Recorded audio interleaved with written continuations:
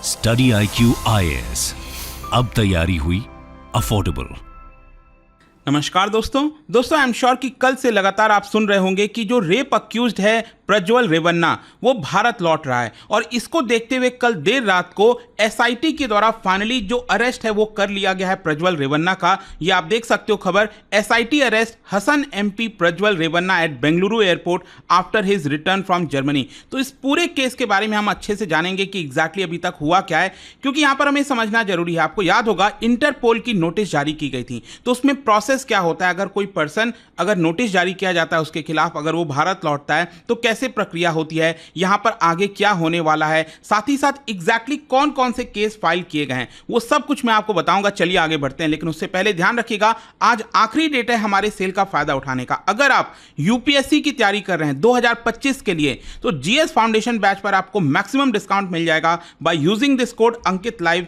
और साथ ही साथ इसके अंदर आपको 18 UPSC के बुक्स आपके घर तक डिलीवर किए जाते हैं। प्रीलिम्स, मेंस, इंटरव्यू सब कुछ की प्रिपरेशन यहां पर कराई जाती है। ऑप्शनल बैच भी आप ले सकते हैं। और इसके अलावा अगर आप MCQs अटेम्प्ट करना चाहते हैं तो मेरे इंस्टा पेज पर जाइए, वहां पर स्टोरीज में जितने भी MCQs हैं उसको आप अटेम्प्ट कर पाएंगे। चलिए शुरुआत करते हैं और सबसे पहले ये देखते हैं कि एग्जैक्टली हुआ क्या है। देखिए हसन से MP हैं इस समय, आपको पता होगा कर्नाटका के अंदर बेंगलुरु के पास। अगर आप देखोगे ये रहा आपका बेंगलुरु, ये यहां पर मैसूरू, ये बेंगलुरु है और मैसूरू के जस्ट ऊपर ये वाला जो डिस्ट्रिक्ट है ये है हसन।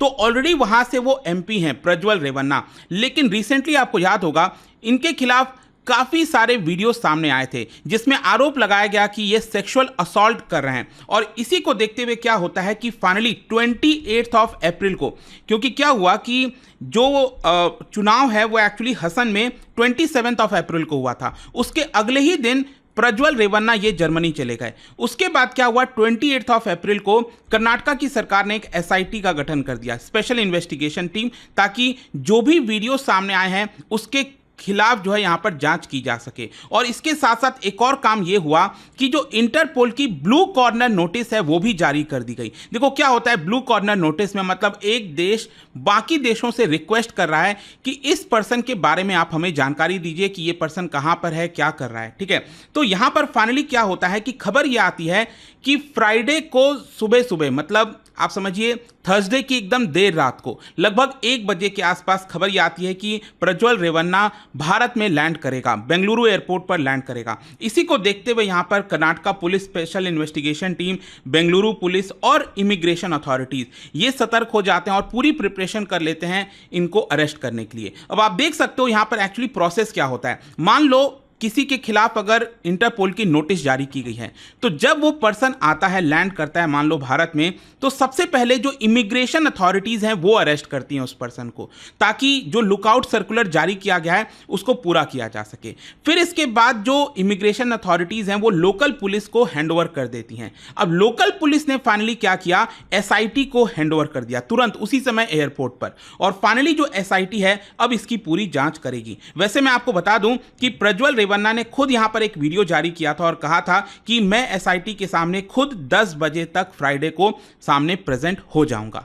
खैर यहां पर मैं आपको एक और चीज बता दूं कि प्रज्वल रेवन्ना की जो हम बात कर रहे हैं तो वो HD देवगौड़ा, जो देश के फॉर्मर प्राइम मिनिस्टर हैं, इनके ग्रैंडसन हैं। आपको पता ही होगा कि HD देवगौड़ा अगर आप देखोगे तो इनके एक जो बेटे हैं HD कुमारस्वामी, इनके बेटे नहीं है प्रज्वल रेवन्ना। बेसिकली HD देवगौड़ा के एक और बेटे हैं HD प्रेवन्ना, ये आप देख सकते हो, और इनके बेटे हैं प्रज्वल रेवन्ना। ठीक है, तो ये आपको ध्यान में रखना है। तो HD देवगौड़ा के ऊपर भी काफी प्रेशर था और देखिए उन्होंने यहां पर एक ट्वीट जारी किया था जिसमें कहा कि मैंने एक वार्निंग जारी किया है प्रज्वल रेवन्ना को और साफ साफ कहा है कि इमीडिएट बेसिस पर उसको भारत में आना चाहिए और जो भी लीगल प्रोसेस है उसको फॉलो करना चाहिए। He should not test my patience any further, ऐसा वार्निंग दिया गया था HD देवगौड़ा साहब के द्वारा। खैर यहां पर एक और चीज आप देख सकते हो, जब प्रज्वल रेवन्ना भारत आ रहा था उसके जस्ट पहले उसने एक वीडियो जारी किया। उस वीडियो में वो अपने पेरेंट्स से भी माफी मांगता है और कहता है कि मैं अपने पेरेंट्स से माफी मांगता हूं, आई वॉज इन डिप्रेशन, क्योंकि जो भी अटैक मेरे पर किए जा रहे हैं इसकी वजह से मैं डिप्रेशन में हूं।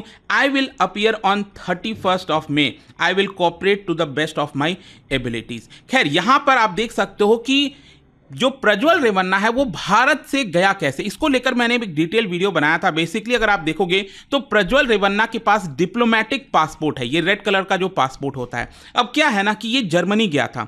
अब इससे ध्यान में आता है 2011 का एक एग्रीमेंट।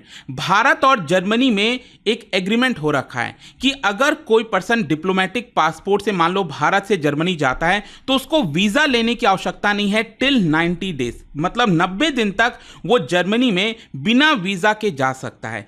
तो ये एग्रीमेंट ऑलरेडी भारत और जर्मनी के बीच में हुआ था, जिसके तहत प्रज्वल रेवन्ना बिना वीजा लिए भारत से चला गया। वैसे मैं आपको बता दूं कि अगर कोई डिप्लोमेटिक पासपोर्ट से ट्रैवल करता है तो उसको पॉलिटिकल क्लियरेंस भी लेना होता है सेंट्रल गवर्नमेंट से, लेकिन इस बार सेंट्रल गवर्नमेंट ने कहा कि हमसे कोई भी पॉलिटिकल क्लियरेंस यहां पर नहीं लिया गया था। अब क्वेश्चन यहां पर यह है कि आखिरकार प्रज्वल रेवन्ना के खिलाफ केस क्या है। तो बेसिकली क्या था कि 27 अप्रैल के जस्ट पहले अगर आप देखोगे तो बहुत सारे वीडियोस, इनफैक्ट कहे तो ये भी जा रहे थे कि जो हार्ड डिस्क वगैरह प्राप्त हुई है उसके अंदर 3000 से ज़्यादा महिला हैं, उन्होंने अपना बयान दिया है, कई सारे महिलाओं के खिलाफ सेक्सुअल असॉल्ट किया गया है, ये सारी चीज़ें हो रही थी। और इसी को देखते हुए 28 अप्रैल को एसआईटी का गठन किया गया था। और यहाँ पर आप देख सकते हो बेसिकली बताया जा रहा है कि टोटल 3 केस दर्ज किए गए हैं प्रज्वल रेवन्ना के खिलाफ। अब क्वेश्चन ये है कि ये 3 केस कौन कौन से हैं। देखो, सबसे पहला केस जो है वो दर्ज किया गया था 28 अप्रैल को, जब यहां पर बताया गया कि उनके घर में जो मेड होती है, जो काम करने वाली मेड होती है करीब 47 ईयर्स की, उसने यहां पर डायरेक्ट आरोप लगाया है सेक्सुअल असॉल्ट और एक्सप्लॉयटेशन का। यहां पर मैं बता दूं कि इसमें जो सबसे अहम आरोपी है वो प्रज्वल रेवन्ना के जो पिता हैं एचडी रेवन्ना, उसके खिलाफ यहां पर सबसे बड़ा आरोप लगा है इस केस के अंदर, और साथ ही साथ रेप का चार्जेस प्रज्वल रेवन्ना के खिलाफ भी लगा है। तो दोनों बाप और बेटे दोनों के ऊपर ये वाला जो केस है वो फाइल किया गया था 28 अप्रैल को। फिर दूसरा केस मैं आपको बताता हूं, वो फाइल किया गया था 1 मई को। हाँ, वैसे एक और चीज मैं आपको बता दूं कि इनके जो पिता हैं एचडी रेवन्ना, इनको यहां पर अभी बेल मिला हुआ है, ठीक है, ये ध्यान में रखिएगा। तो यहां पर क्या है कि जो दूसरा केस है वो 1 मई को दर्ज किया गया था, रजिस्टर किया गया था, जहां पर 44 साल की जो महिला है जो कि एक जेडीएस की वर्कर बताई जा रही है, उसने आरोप लगाया कि प्रज्वल रेवन्ना ने कई बार यहां पर रेप किया है, जिसमें एक बार तो डायरेक्ट गन पॉइंट पर रेप किया गया था। फिर तीसरा केस फाइल किया गया 3 मई को, जब यहां पर 60 साल की महिला ने आरोप लगाया प्रज्वल रेवन्ना के ऊपर रेप का। तो टोटल ये जो 3 केस है उसकी यहां पर फाइनली जांच हो रही है। लेकिन मैं आपको एक और चीज बता दूं, देखो एक्चुअली जब ये सारे आरोप लग रहे थे तब तक एक और ट्विस्ट यहां पर सामने आता है। जो नेशनल कमीशन फॉर वुमेन है, इनकी तरफ से बोला गया कि बहुत सारी महिलाओं को फोर्स किया गया था प्रज्वल रेवन्ना के खिलाफ बोलने के लिए, उनके ऊपर आरोप लगाने के लिए। देखो, अब ये सारी चीजें तो क्या है फाइनली इन्वेस्टिगेशन में पता चलेंगी, जब कोर्ट फैसला सुनाएगी तब होगा। लेकिन अब क्वेश्चन यहां पर यह है कि आगे क्या होगा। देखो, अभी के लिए प्रज्वल रेवन्ना को रात को अरेस्ट कर लिया गया लगभग 1-2 बजे के आसपास। फिर क्या है कि 24 घंटे के अंदर अंदर मजिस्ट्रेट के सामने पेश करना होता है। सबसे पहले क्या होगा, मेडिकल टेस्ट कराया जाएगा और मजिस्ट्रेट के सामने पेश किया जाएगा। अब देखो, यहां पर मजिस्ट्रेट के सामने पेश करने पर अब डिपेंड करेगा कि क्या यहां पर एसआईटी को कस्टडी दी जाती कि नहीं, क्योंकि एसआईटी कहेगी ना मजिस्ट्रेट से कि हमें कस्टडी चाहिए प्रज्वल रेवन्ना की, ताकि हम इसकी फर्दर जांच कर सकें। लेकिन साथ ही साथ यहां पर बेल पिटीशन भी फाइल किया गया है। उनकी मां की तरफ, जो प्रज्वल रेवन्ना की मां है भवानी रेवन्ना, उन्होंने भी यहां पर बेल के लिए अप्लाई किया था।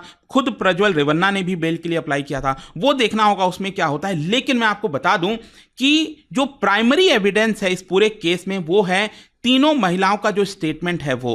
तो एसआईटी ने तीनों महिलाओं का जो स्टेटमेंट है वो ऑलरेडी कलेक्ट कर लिया है, लेकिन साथ ही साथ सेकेंडरी एविडेंस को भी कलेक्ट किया है। बताया जा रहा है कि एसआईटी ने यहां पर जो लोकेशंस वगैरह हैं उसको वेरीफाई किया है, क्योंकि वीडियोस में जहां जहां पर शूट किया गया है उसका लोकेशंस वेरीफाई किया है। साथ ही साथ यहां पर जो फिजिकल एट्रीब्यूट्स हैं, मतलब उस वीडियो के अंदर जो लोगों के साउंड्स आ रहे हैं, उन लोगों का पूरा जांच करना, देखना कहां से क्या हो रहा है, वो सब कुछ किया गया। फिर इसके अलावा जो टेक्निकल डेटा है वो भी पुलिस ने कलेक्ट किया है, जैसे सेल फोन का जो टावर लोकेशन इंफॉर्मेशन हो गया, अक्यूज्ड और विक्टिम दोनों का, वो भी किया गया है। साथ ही साथ यहां पर जो डजन्स ऑफ विटनेस हैं इस पूरे मामले में, उनके भी स्टेटमेंट्स को रिकॉर्ड किया गया है। इसके अलावा भी बताया गया कि पिछले हफ्ते वेडनेसडे को यहां पर एसआईटी ने कई सारे जो बाकी के सबूत हैं, जैसे जो प्रज्वल रेवन्ना के क्वार्टर पर जो बेड है, कॉट्स है, फर्नीचर है, उसको भी कलेक्ट कर लिया है। और अब क्या होगा कि प्रज्वल रेवन्ना का जो वॉइस सैंपल सैंपल्स वगैरह हैं उसको कलेक्ट किया जाएगा, उससे मैच कराने की कोशिश की जाएगी, फिर डीएनए वगैरह भी कलेक्ट किया जा सकता है। तो इस तरह के पूरे इन्वेस्टिगेशन अब चलेगा। अब देखते हैं इसको लेकर आगे क्या होता है, लेकिन आई होप कि इस वीडियो के माध्यम से आपको एकदम अच्छे से सब कुछ समझ में आ गया होगा कि एग्जैक्टली अब हो क्या रहा है।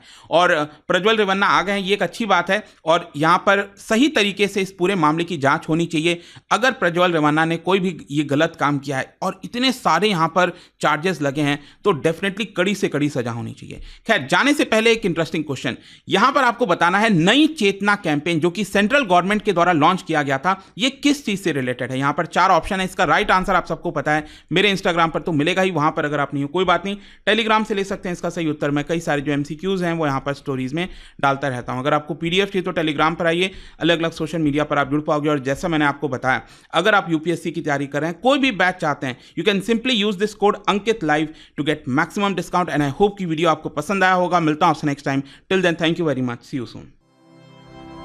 स्टडी IQ IAS, अब तैयारी हुई अफोर्डेबल।